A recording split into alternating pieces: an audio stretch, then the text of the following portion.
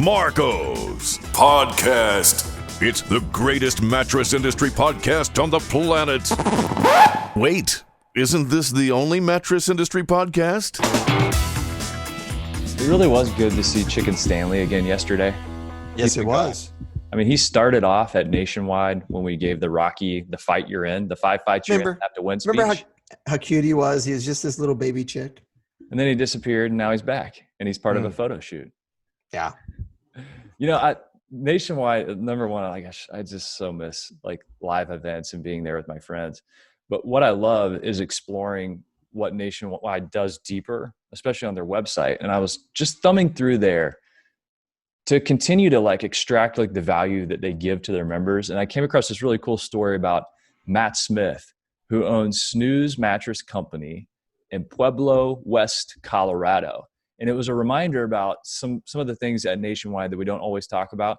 Matt, through Nationwide, discovered the Reveal system by X-Sensor, and it's body mapping technology. They can put people on it so that they can confidently recommend mattresses with authority. We always talk about fitting people for the right mattress. Well, Matt and his team discovered the Reveal system through Nationwide, brought it in, it paid for itself in 2 days. They've got an 85% close rate. All of them are high-end mattresses and 70% upsells on adjustable bases and custom pillows. How would you like those numbers?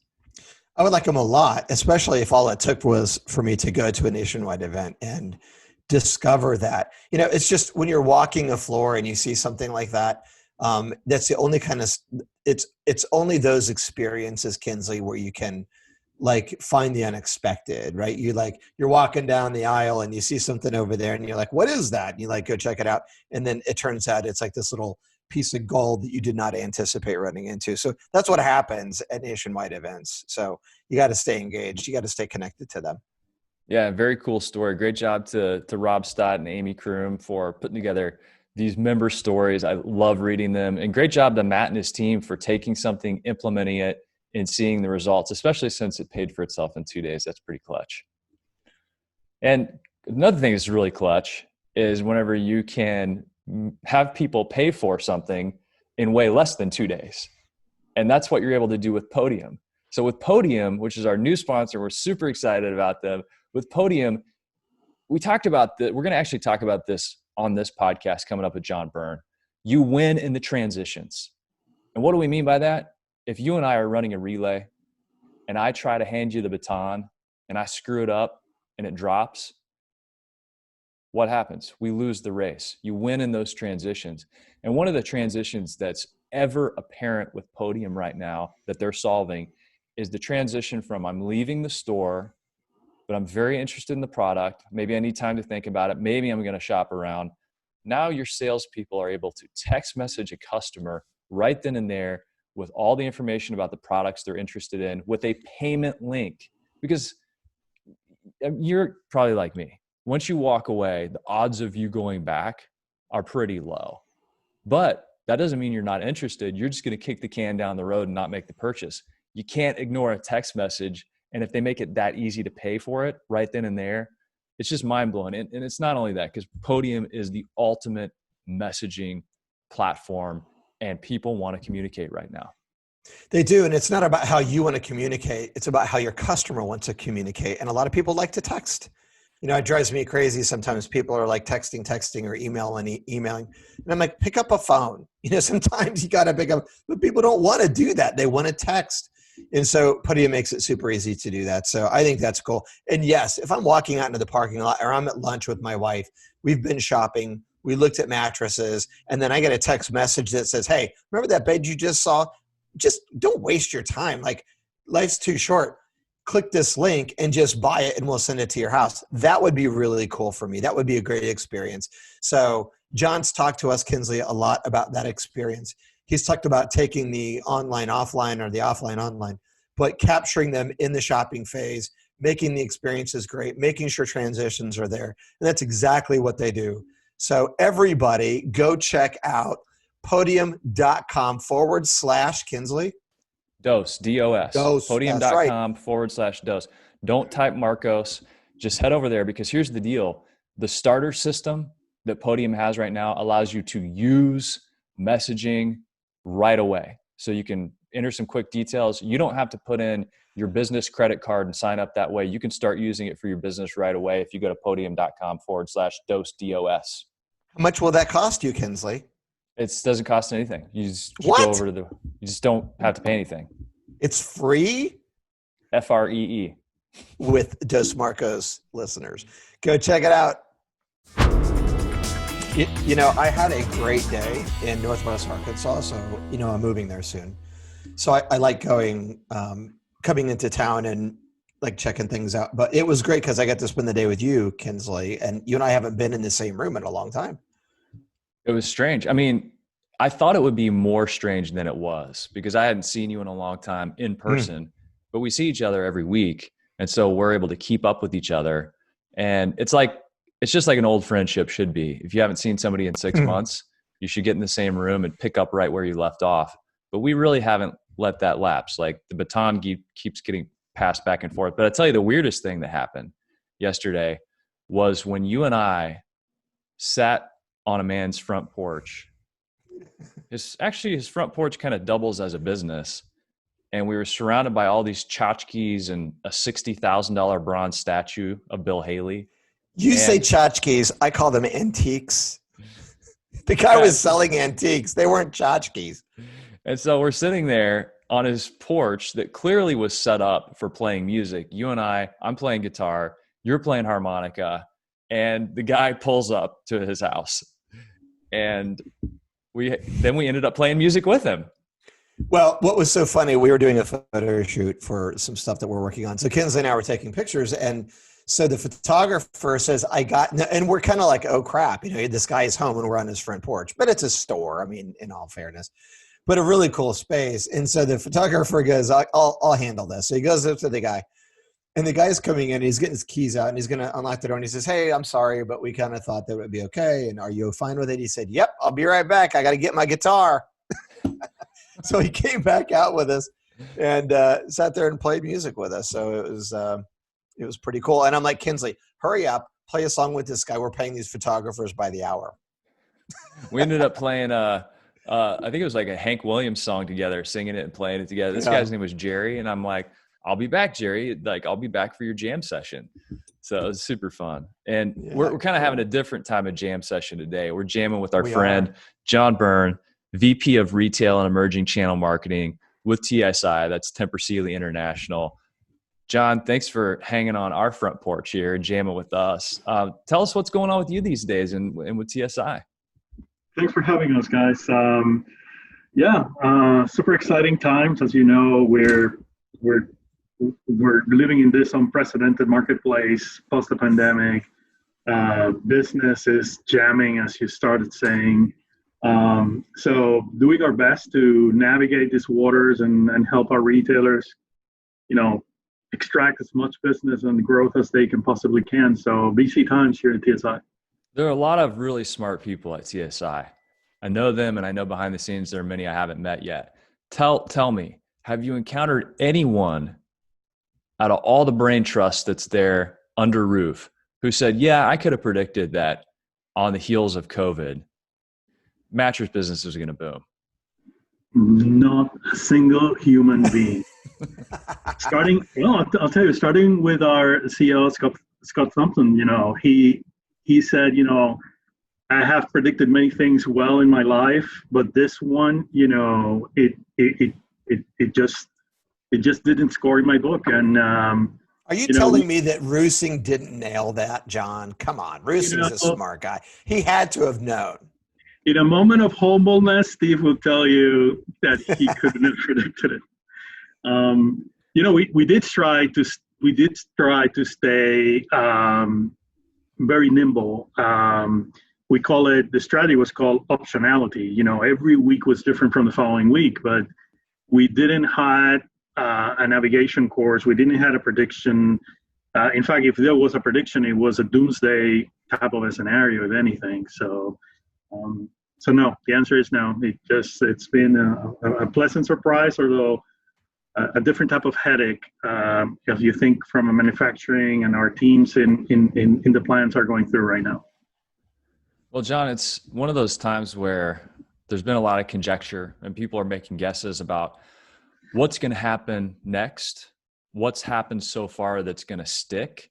And we saw this in the middle of shutdown. We were talking to people, and there were a lot of opinions floating around, and people were trying to get information, from their brother-in-law or from a friend or a neighbor or from some other business owner, but there wasn't a whole lot of data to really wrap their minds around and get their hands on. And I think we've come far enough in the process at this point where we're starting to see some of these trends emerge, and we're starting to think to ourselves and within our businesses, what's going to stick? What do we need to prepare for that's not just a little wave? This is really like an undercurrent. Like this is a riptide. Like this is something that they could really take us down if we don't pay attention to it.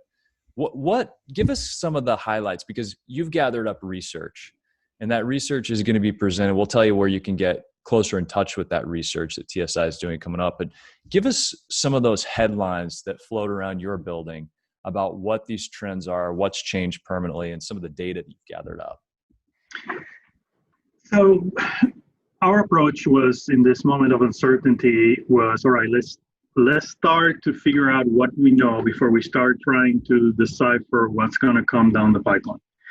So we started doing, as I told you in the beginning, kind of this weekly pulses. In fact, we meet every Friday at 10 a.m. We run weekly pulses to really understand a different area of the business that we need to answer questions, So where is the shopper behavior shifting? What are the new sources of information, if anything, that they're going to gather, product information? What are the most trusted sources of information nowadays? What's the role of the RSA? So we had a learning agenda, Kingsley, that was long and broad, but we broke down into little pieces, met on a weekly basis, ran multiple pulses, which we're going to continue to be doing, and we've been doing for the last 2 months. And then looking at 2, 3 dots, 4 dot connecting, and then say, hold on, we have a trend here. And then what are we going to do about it? To your question, in terms of, right, what do we see now that is happening that is super interesting and challenging for us is the whole approach to the category of mattress and consumer spending shifting from what was supposed to be meant for travel and entertainment and now being focused on home goods has been a very well publicized consumer dynamic. But we want to go deeper into, all right, what within mattress is happening? And there's a couple of interesting developments based on the research around the primary reasons by which consumers are leaning into mattress is because of discretionary reasons.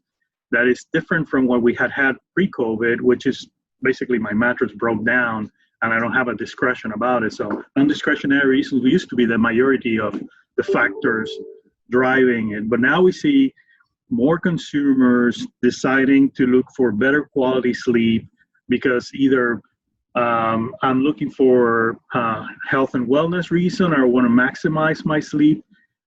So those discretionary elements now have taken the majority of the decision factors. That's interesting.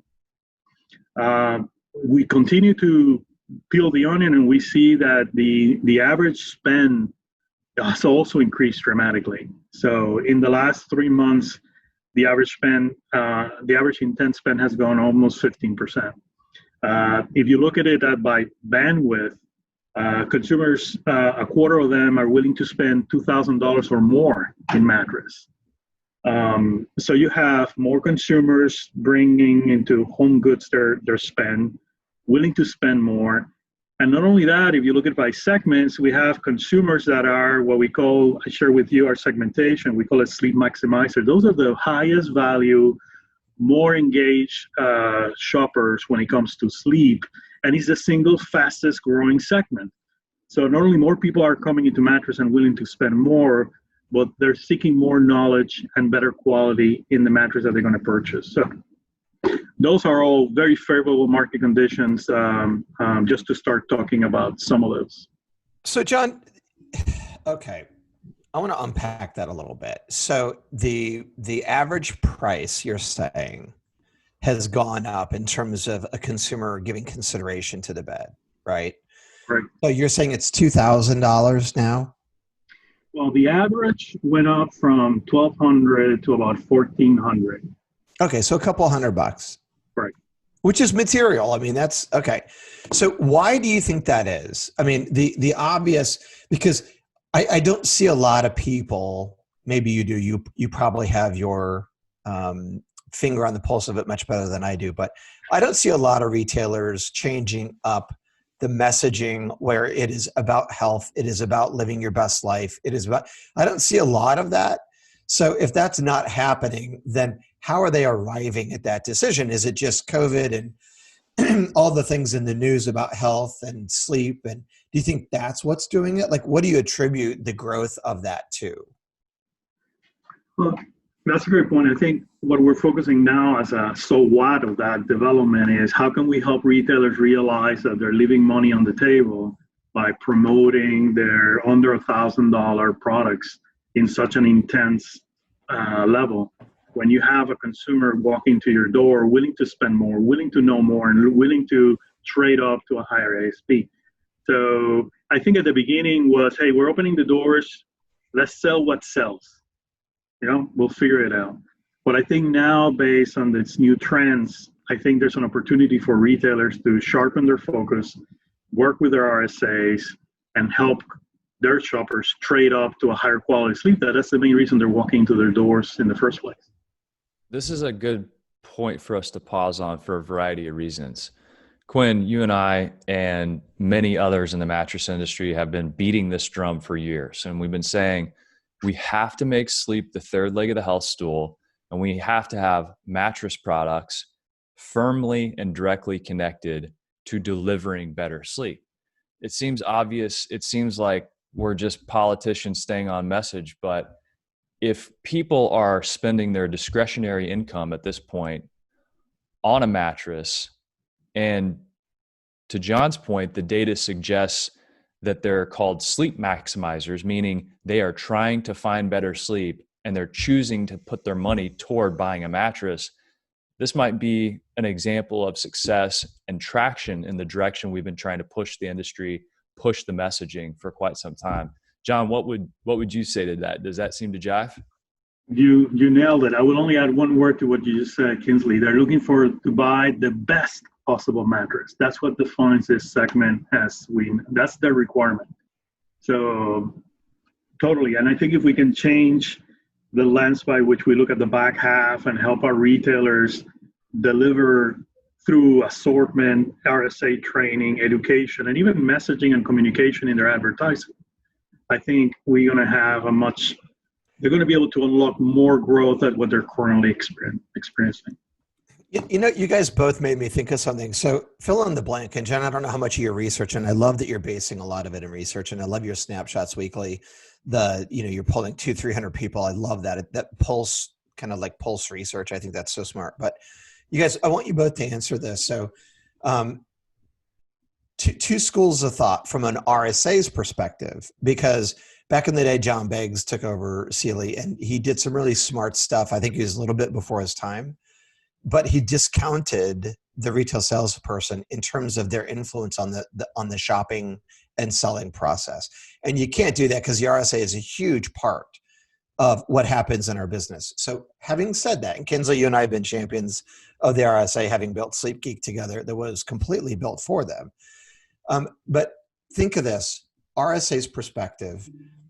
How many of them believe that a great bed is something that people buy because they have a lot of money, right? So it's affluence, right? Versus people buy a great bed because they really value sleep differently than those who don't, right?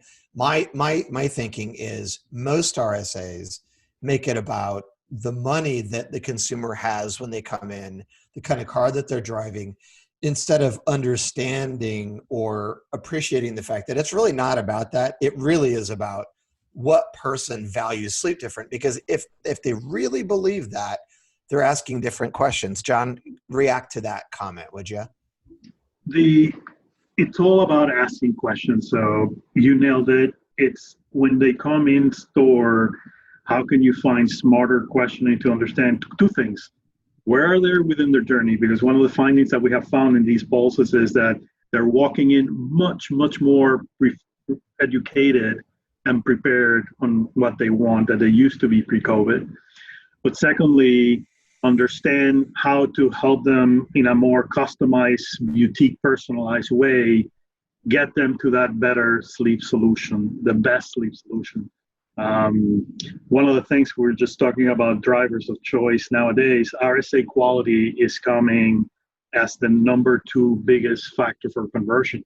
So, and it's tricky because one of the things that RSA quality has always played a role, and still, the majority of shoppers wants to have some quality RSA interaction when they go in store.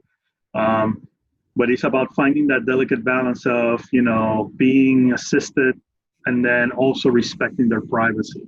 That has come up more and more in the latest pulses. But back to you, Mark. I think the role of the RSA in this industry, from a well-educated, personalized service in the store floor, is empirical right now. John, you did a Kinsley? great teaser right there. Oh, you want me to go back to your Yeah, question? I want you to react to that also. Yeah. Well, I've seen it firsthand. I've seen people with maybe limited income make an investment in a very high-end sleep system because they needed to fix back pain, or they had a job to be done and the mattress could help them do that job. And I know this is not anecdote, like I have very good insights because I've had friends do this. And so then beyond that, we talked to many RSAs, many retail managers, and invariably, whenever they ask those right questions, and we've talked about this for years, good open-ended questions are your secret superpower. And when they ask those good questions and they reveal those issues and they map that to products that actually solve those problems, we see average tickets go up. We see people get a product that's better fitted for them. So there's no question about it. It's just a matter of, like you said, John, and I think this is kind of a great teaser here. You said the number 2 factor that you're seeing in the data right now in shopper conversion is a combination of RSA quality and shopper privacy. So we'll get to number 1 here in a moment, which I don't have in front of me. This would be fun. This would be news for me too. So we'll get to number 1, but the number 2 factor being RSA quality and shopper privacy. Take us into RSA quality. We get what that is, but what do you mean by shopper privacy? Give us a little more texture on that one. What consumers intender said to us is, first, respect their time by asking the right questions. If you think about it, in the midst of the COVID, you're almost risking your freaking life to get on the car and go to the store. So once I get there, I need to make the most efficient use of my time to get the best output out of this risk. So if I'm going into the store, please respect my time. Make sure that you ask the right questions to know where I am in my journey. Where am I in my research of the best quality sleep?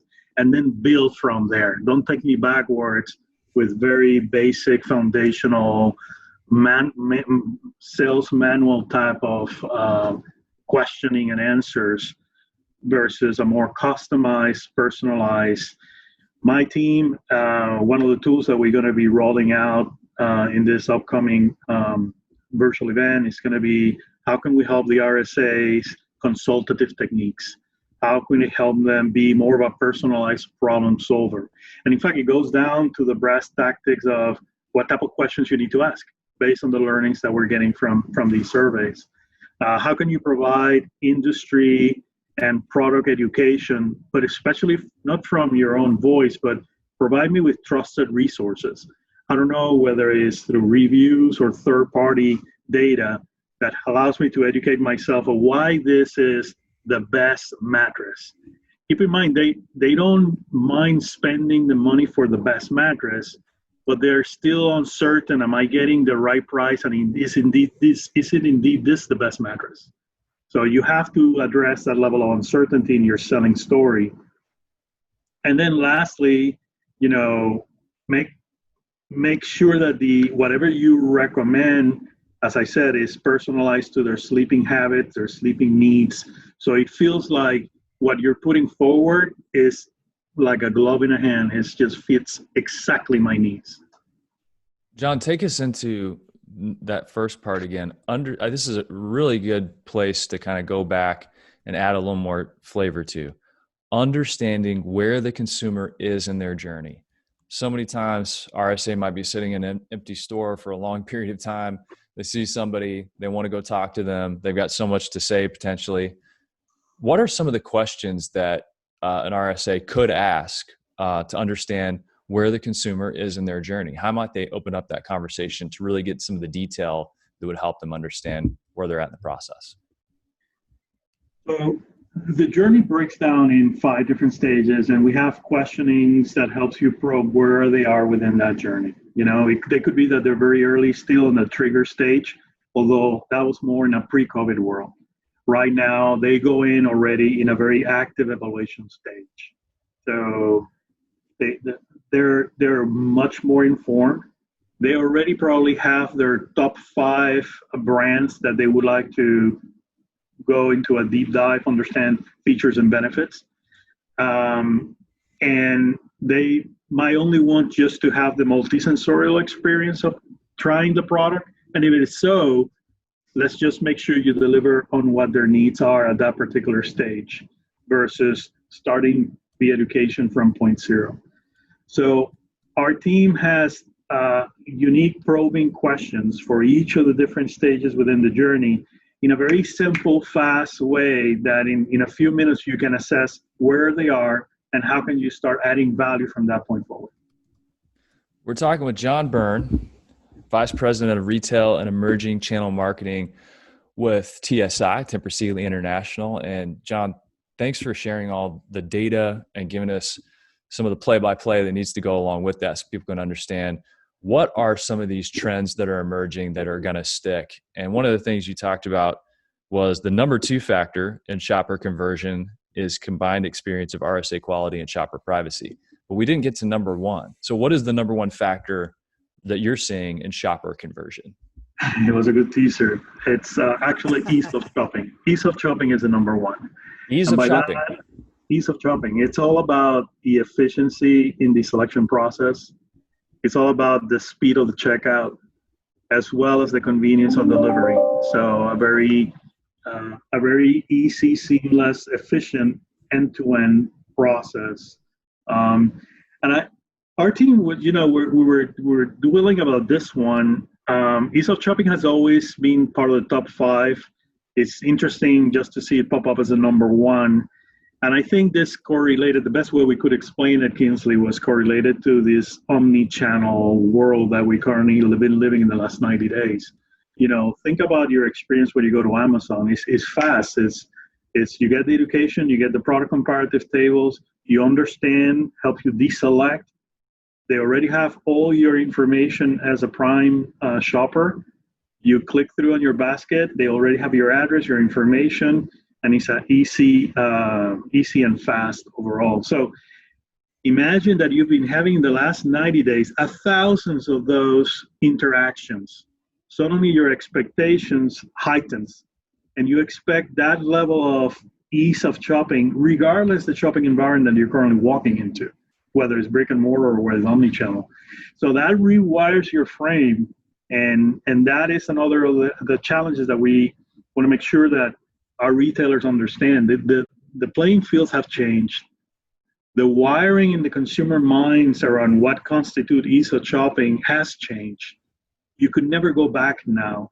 So what do you need to do in order to start deconstructing your own process and understanding where you currently have breakdowns and what needs to be solved is key at this moment.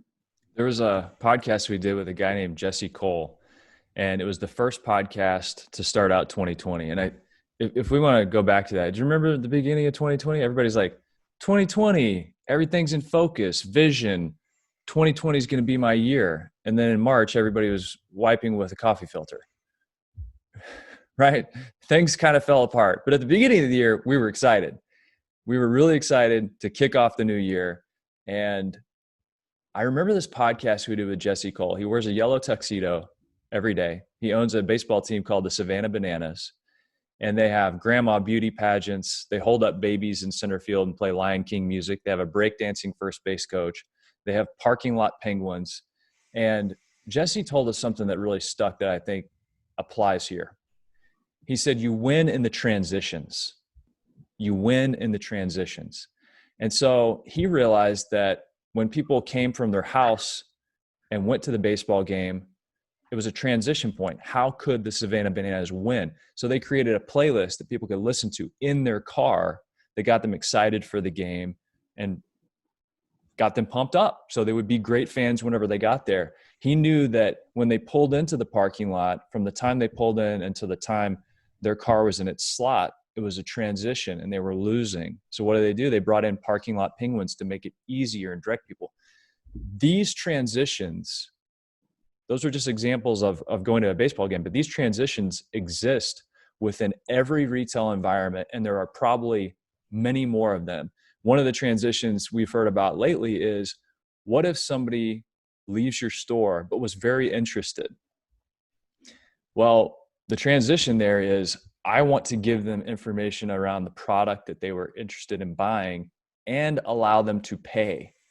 And we found out that people were using Podium to text their customers the information about the products and a payment link by text message.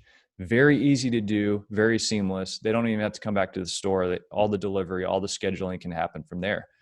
But these are the transitions I think we need to think about winning in, especially if your data is saying the number one factor in shopper conversion is ease of shopping. That is a big rat's nest to unravel when you think, how do I evaluate ease of shopping and make it easier?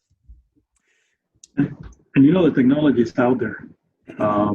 I think it's the speed by which you as a retailer can need to adopt it, the investment level that is required, but the ROI that comes with it. I'm going to give you another example of rewiring. I think this will be funny on how it changed myself, how I expect a seamless shopping experience. I just came from Chicago. I just moved to Lexington a year ago, but I used to live in Chicago, and we have the Amazon Go stores. Have you guys ever walked into one of those? Not yet. The Amazon Go? All right. You should. If you haven't, you should, because it's just going to change your life going forward. It's basically a convenience store, nothing more like that. You go in, you pop up in your phone a QR code that has all your Prime information. You scan it on the way in, kind of a gated way, and then you grab a basket, and everything you pick within the store, it's all monitored for you. So whether the shelves are weighted, so immediately you pick an item, it's already assigned to you. There's cameras and tracking devices within the ceiling, not noticeable, that know that Kinsley picked up that can of ketchup or beer. And then you gather your basket, and then you just walk out, and immediately, Kinsley, you have your report on your phone that says you bought all these items, and this is your total that was charged. It took me, and then it tells you how much time it took. It took me 2.5 minutes to go in, get a yogurt before heading up to work. You do that 3-4 times on the way to work, and then on another occasion, I needed to stop at a drugstore, I think it was a CVS, just to buy the same freaking yogurt. And then I go there. First, I noticed that I'm not getting the best price, which is disappointed, now knowing what Amazon sells it for in this store. But then I have to go into the self-checkout. There were 5 guys in front of me, and now I'm running late. And suddenly I'm going, hold on a second, why am I going through this pain? Suddenly, a behavior that I've done before knowing Amazon Go, and it was expected from me, suddenly I'm totally disappointed. Suddenly they have raised my bar. And I don't think I'll ever buy a yogurt in a CVS store on my way to work anymore. So I think this seismic change in consumers becoming more omni-channel in the last 90 days has rewired their cerebral nervous system. And now it's all about what is the retailer's going to do, like you said, to make those transitions points work faster and more seamless. And, serving them the same spoon you served them before COVID is just not going to work. Not only going to work, it's just going to damage you from a retailer standpoint. This rewiring of the brain and enough time for something to actually stick. This is a real thing. Here, I have 2 quick stories. Number one, a friend of mine has a Tesla, and he went to Vegas and he rented a car, and he came back out the next morning and the car was running. because with a Tesla, you get out of the car and walk away and it shuts itself off and locks itself. You don't have to suffer the injustice of starting a car or pressing a button or anything. He left the rental car on because that's what he was used to. The second, this is my story. Early in my marriage, we got a gift, and it was a trash can where you wave your hand at it and it automatically opens. This is a battery-powered trash can. So I had one, it broke, and that was a couple years later. So I bought another one. I'm like, this is great. I love this wave at the trash can thing. So one day, I had a tissue, blew on my nose, and I find myself waving at the toilet. How many times have you been in a restroom though, and you're waving at the faucet, trying to get the water, and you realize it's not that kind of faucet, so you feel like a moron? I want to take you guys in another place though. You talk about ease of shopping. It's also ease of selling, and part of it is, Tempur-Pedic has done such an amazing job, and one of the reasons is that Tempur-Pedic told their story very well. It started out long form and like helping people understand why memory foam, this space age NASA foam, was good for them. So that really, eventually, they had so much of that story being told that it made it simple, right? When the consumer came in, for the RSA to transact that sale, because they were pre-sold prior to ever getting in the store. John, one of the things that you shared with us is the fact that 66% of respondents now are telling us that they plan to shop online more often, right? And isn't that also part of it? So it's helping somebody understand, the consumer, what the value proposition is, two things in the store and with the product before they ever make it in, because they're not wanting to be in the store as long, right? So there's the appointment shopping, and it's helpful to them if they're able to learn their way in to a category that's already mysterious because it's a mattress sewn up in fabric, and you don't buy them that often, so people don't really know what's in them. So anyway, I just think, why don't you speak to that a little bit? I mean, the role that information, your website, the interface people have with the types of information, how big is that now in terms of changing the paradigm or changing the experience? We knew it was important before, but isn't it even different now? In a big way. So yeah, this is a great question. So another of the polls was about sources of information, right? So where does shopper go to get their information in this new journey where they're self-educated around mattresses? And, you usually get the usual suspects, the mattress brand website, in our case, Tempur-Pedic.com is top on the list. But then as trusted sources of information is not only the mattress brand website, but the second one most trusted is the retailer brand website. And it's interesting because as I joined the mattress category a year and a half ago, as I talked to many CMOs and all retailer owners, they only saw their website as a way to build traffic to their stores because their secret sauce happens in store, right? So I don't want my website to transact. I don't want my website to educate. I want them just to send them to my store because the RSAs will take it from there. That's my secret sauce. And if you look at this dynamic around consumers becoming more everywhere commerce, trying to find a different word for omnichannel because it's been burned out. You as a retailer needs to have a very strong omnichannel presence. And by that, I mean, you need to revisit your website and make sure that you're delivering the best user experience, the best content, and it's seamless whether you're looking at it online or offline. And there's no disconnect, Your online is not another version of the newspaper freestanding insert where you just blast them with price offers. That's old school. Now it's a place where I go to get information, where I need to deselect. I have 5 options. I want to make sure that you help me deselect those options. Help me provide comparative tables where I can, based on a feature basis, similar to what Amazon does. You allow me to deselect and reduce my number of choices. Engage me with video. Video is one of the most engaging click-through rate tactics that we're getting across the board. In fact, we're redoing our Amazon presence, incorporating much stronger CGI developed demos on our product based on digital videos. So how much of those assets are within your website right now? And you know what? You don't need to solve all this for yourself. You can lean in on your vendor partners, whether it's SSB or us in Tempur-Pedic.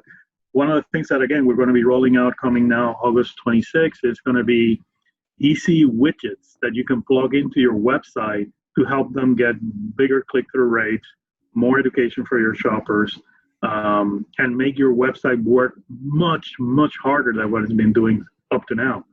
So, sorry, I'm extending myself here, but you put your finger on the one here. If you ask me, okay, John, you read all this research, what are the 2-3 things that I need to do, right? I would start with your omnichannel presence by far. Of course, cleanliness and safety is in the Maslow hierarchy of needs, number one. So if you haven't checked that box, I don't think you're doing business today. But omnichannel is definitely one of them. And I can keep going, but there's a lot of room for improvement in creating a strong omnichannel presence for retailers. I saw that you talked about the QR code and something that you had sent to us. Yeah. I think that that's something that's going to stick to. Kinsley brought that up earlier, don't you? So now you're going into restaurants and you're able to scan for the beer menu or whatever it is. And when QR codes first came out, you had to have download a reader and all of that stuff. Now it's just built into the camera. I think consumers get that now. They understand what that goofy looking square is. And to your point about video, what a cool way to serve up video in the moment of shopping, right? So I think QR codes, taking them back, the screen to shelf kind of experience, I think just the adoption of this could be really good for us in a product category that requires some explanation. We added them about a year ago into our top of bed price cards. Just for the fun of it, to be honest, our head of in-store experience thought they would be cool to adopt a QR code. So if you are alone and you haven't seen your RSA, you can bring your phone up, pick up the QR code, and get more information right there. So you make the best use of your time. But what we're seeing is something that started just as for the fun of it. It has taken great momentum. We see much more usage of the QR code in our POP in-store that we ever seen before. Research, when we run one of the pulses about cleanness and safety, there's a little bit of a hesitation of consumers touching anything, touching a pamphlet, a brochure, touching anything in store. So the more you can do it contactless, the better. So there you have a very easy plug-in solution for your top of bed price cards that you can activate right away. And in fact, we do it for all our products, all our price cards, the entire assortment right now. There was a time whenever QR codes, people really didn't know how to scan them, what to do with them. Now, especially with Snapchat, I think even just to get somebody else's snap code, you scan it, it's a QR code. And what a great opportunity, I think, at retail to be able to guide people to the information you want them to experience first, especially if you pop it up with video and contactless. So I think that, there was a long time when, I was working in my agency days where I'm like, nah, we're a little bit ahead of our time. Let's not do QR codes yet. All the data suggests that people don't even use them, don't know how to use them, but that time has passed.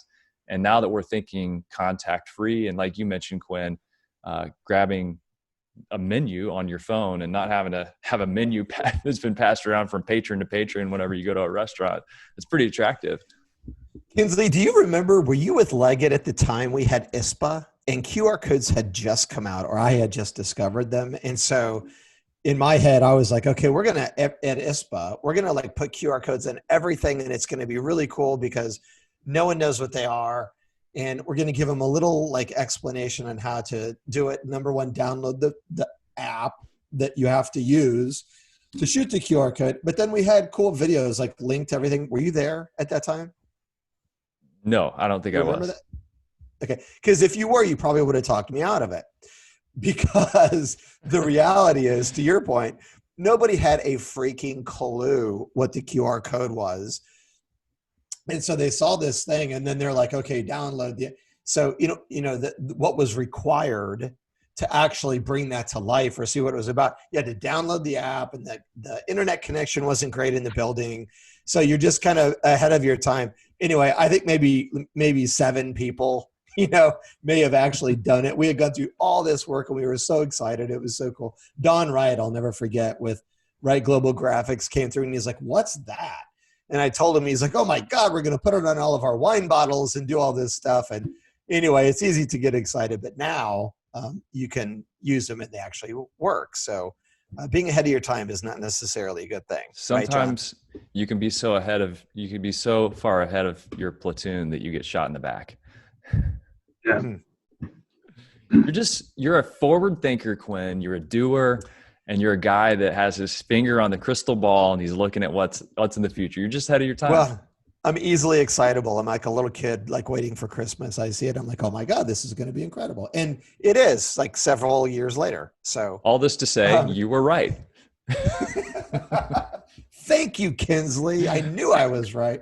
That's what he was. So right at the wrong time. So John, you talk about this live event you have coming up, and we want to definitely make sure people have access to that. It's going to be on August the 26th for everyone. You can register for this event at retailhaschanged.com. If you're watching this right now on Facebook or the Zoom event, you can see the graphic there. You talk about taking people through several modules. Can you give us a little tease on, we've talked about some of those things, but what are we missing? What else are you guys going to be talking about? And who is the event for?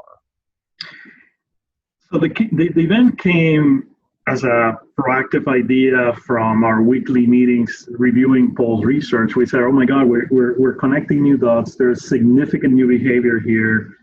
First, what are we doing to help our retailers, right? Does our tool still work? Retail Edge, which is our platform for helping our customers drive velocity, in-store velocity and conversion, are those tools still work? So we went back and looked at the tools and said, right, yes, they still valid, but there's a whole new set of what we're calling accelerants that are near-term, high impact, that we as a team committed to put together to help our retailers unlock, maximize growth post the pandemic. So we said, all right, why don't we find a virtual live event, which we never done before, where we invite our entire retail base, buyers, marketing teams, merchandisers, as well as our own sales force, and then share not only the new shopper dynamics that we're witnessing here, but also the new tools that are available on hand to sell that they can plug in right away. So these are not things that are coming down the pipeline. These are quick accelerants available for you, Mr. Retailer. Most of them at no cost, provided by Tempur, that you need to plug in, and why. So we decided to put this virtual live event together. It's about an hour and a half. We're going to start with Steve Rusing, our president of sales, just framing up, hey, there's a whole new marketplace out there, guys, and what that means in terms of you and your business. And then what we're going to do is we do have subject matter experts for multiple areas that you as a retailer, whether you're with your marketing, merchandising team, you can find your own track and decide, all right, based on my interest, based on my own tension points right now, I want to go deeper into RSA training. So Tempur Silly helped me. How can I help make my RSAs deliver ease of shopping, for example? And then we leave the whole module around training and how can you start making and asking right questions to find at what point of the journey the shopper that is entering your store is at. So that's one module around training. There's another module that is all about advertising. So this is interesting. We took all the data that we have had in terms of what works. So if you think about keywords, if you think about messaging, what messaging is getting the biggest click-through rate today based on the best knowledge from our own agencies. And the intent is just to share all those ways to optimize your own media and advertising and targeting as a retailer using our own mistakes. What have we learned? What didn't work? And what worked? So immediately you can put it to play in your marketing plans. And that's advertising. We have another module around in-store. So in this contactless age, how the future of the store would look like. And it goes on and on. We have a map tool where we have updated a huge amount of database that as a retailer, you can go to the map tool and understand the demographic composition, whether your store is located, and what is the optimal assortment that you need to carry on the floor, not only for your in-store, but what's the optimal assortment for your online website as well. It's a new module that we just added in this post-COVID rollout. So I can go on and on. In general, there's about 15 new accelerants that we're making available for our retailers on all 7 different fronts of Retail Edge. And we're hoping that they make the best use of it. And they will have not only downloadable playbook, kind of a step-by-step approach, but also the help of our own sales associates to help them make it put to work. So we're excited. I think it's going to be of added value. Otherwise, we would not be spending the time and the energy.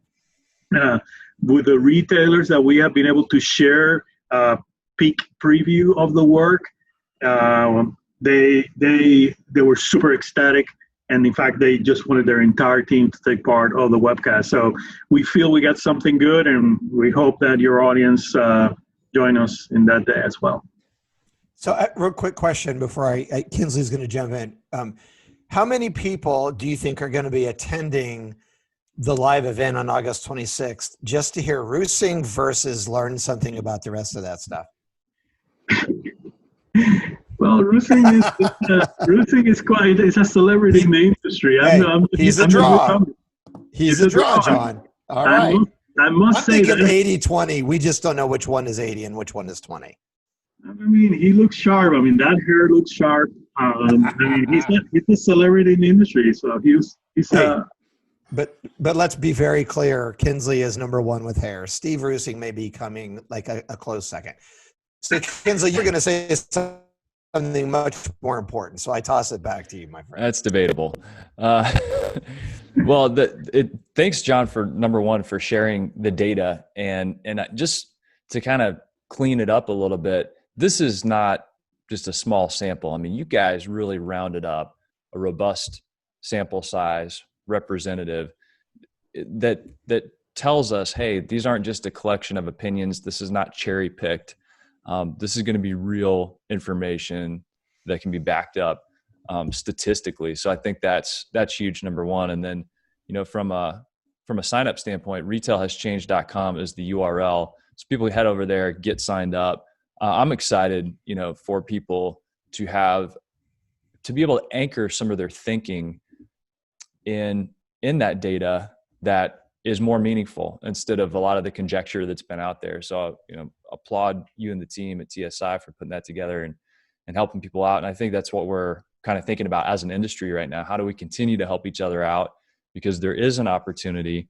And I think when people go to the live event that you mentioned, it's all about what do you need to do right now to capture as much growth as you can. And that's what you're going to learn about. Because like you had mentioned when we previously spoke, we don't know if the spigot's going to get shut off at some point. So let's get after it now. 100% agree. Well, guys, this was fun jamming with you. It was a good jam. Good jam session. And I did notice that whenever you sent me through the Amazon Go store, I purchased ketchup and beer, which sometimes I would mix together and make a clamato. Why not? But wait, so what I caught from that, I was going to give John shit for it, but I thought I wouldn't interrupt. I'd let him go. I have never personally purchased a can of ketchup. Have you, Kinsley? Guys, I was going to go with a can of beer, but I didn't know whether my alcohol background is biased. Hey, let me ask you a question, John. How much beer do you actually drink in a can versus a bottle? Be honest. Well, in the lager category, mainly can. In the premium imports, only bottle. All right. So are you committed to taking a tequila shot with Kinsley and I, which is the official beverage of the Dos Mocos podcast? Can we talk you into that? Bring me on. You on the harmonica, him on the guitar, and I'll be a server. And a guy named Jerry, we're just going to be hanging out on his front porch. I'm pretty sure how this is going to go down. Well, guys, I enjoyed it. John, it's really nice to have you on the podcast. Thanks for making time. Thanks for hanging out with us. If you're watching on Facebook or on video, there's me jamming with Jerry on Quinn's phone. I didn't know you recorded that. I did. I had to get a little bit of the. I'm telling that story, by the way. My kids think I'm a moron, so in a lot of ways. So I was telling them that we were on this guy's porch, and he just said, "Hey, we're going to play music." And my daughter's looking at me like, "You are such an idiot. Like, how do you like just?" And so Gabby says to Bridget, she said, "Is Mark Kinsley like Dad?" And she's like, "He's exactly like Dad." So the point is being able to talk people into or find yourself in very random situations because you just invite that crap into your world. So well, we didn't even mention, I mean, did you tell your kids that first we were playing guitar on a porch with a guy we didn't know, and then we're getting chased by a guy in a gorilla mask while you and I are on a tandem bicycle, and we didn't know the guy that we asked to wear the gorilla mask? That actually happened yesterday. But I told her that too. And she said, "Well, who wore the gorilla mask?" And I said, "We just saw some guy on the trail and we just talked to him and asked him to do it. And he agreed to do it." And she's like, "Why would you ask some random guy, some stranger you don't even know?"